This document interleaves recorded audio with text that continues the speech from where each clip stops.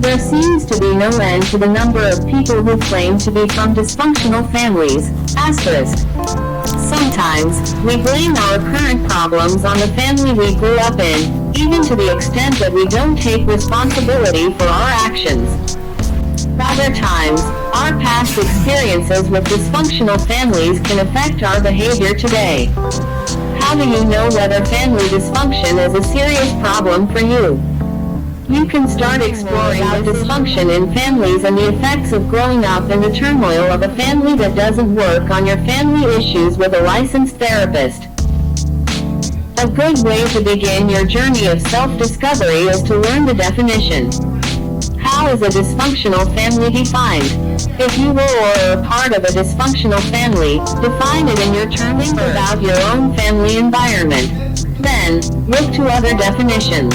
The McGraw-Hill Concise Dictionary of Modern Medicine defines the term dysfunctional family as a family with multiple internal conflicts, e.g. sibling rivalries, parent-child conflicts, domestic violence, mental illness, single parenthood, or external conflicts, e.g. alcohol or drug abuse, extramarital affairs, gambling, unemployment influences that affect the basic needs of the family unit.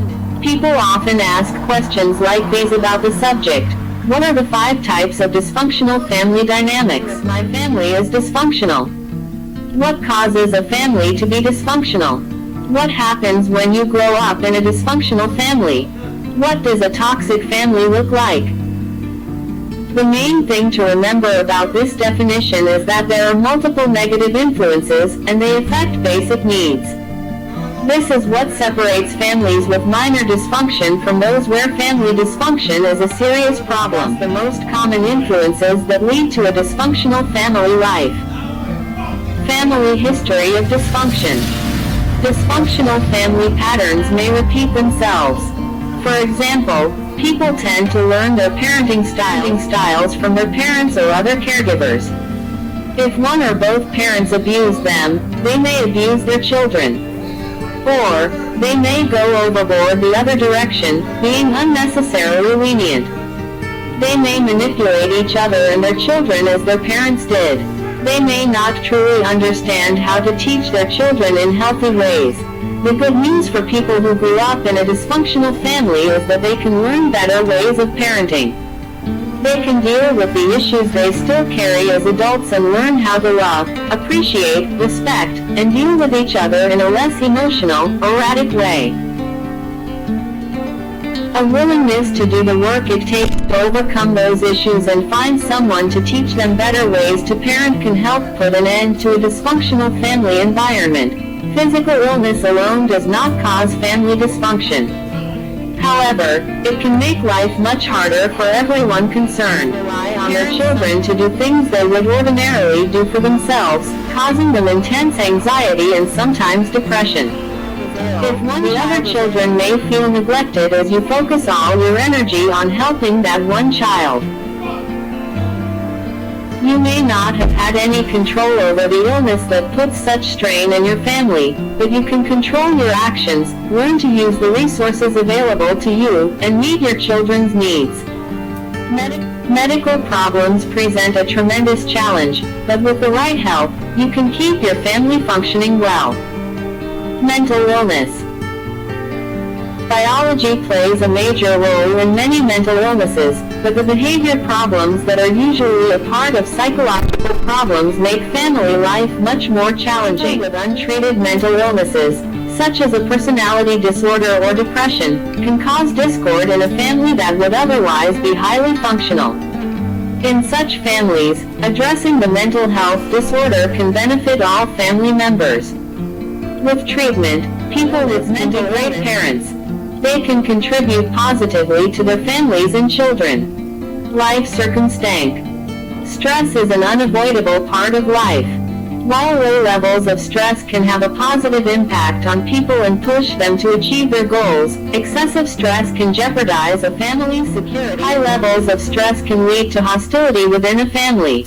Learning to deal with life's stressors in a healthy manner is essential to the happiness and well-being of the individual, as well as the family. When you model healthy children, they learn how to function well even in dire circumstances. Addiction. One family member who is living with an unmanaged addiction can affect the entire family dynamic. Drug, alcohol, gambling, and other addictions can lead to codependency, with caretakers spending excessive amounts of time, energy, and other resources on the addicted individual. Sometimes children, when an addiction is severe, it can drain a family's financial and emotional resources, including the emotional resources of children living with an addicted parent. A parent who is living with an untreated substance use disorder or other addiction may be emotionally unavailable to their children. Individuals with even the slightest mental health issues tend to become sicker when there is addiction present in the family, but even mentally healthy people have difficulty dealing with family addictions. While addiction can cause problems within a family, addictive behaviors are also used in an attempt to cope with dysfunctional family dynamics. People in a family that doesn't meet their needs may turn to alcohol, drugs, food, or gambling for temporary perfectionism. Perfectionist parents often put incredible pressure on their partners and children, not just to do their best, but to accomplish the impossible. Perfectionism is unrealistic and can be toxic to family life. Perfectionists love and feel like they're walking on eggshells. Children with perfectionist parents may lose their innate lighthearted spirit and find it difficult to learn. These children may lack self-esteem and feel incompetent, worthless, or generally inadequate. Poor communication may be the single most telling characteristic of a dysfunctional family. Problems can be managed with open, honest, healthy communication. One common theme in dysfunctional families is the inability or unwillingness to listen to one another.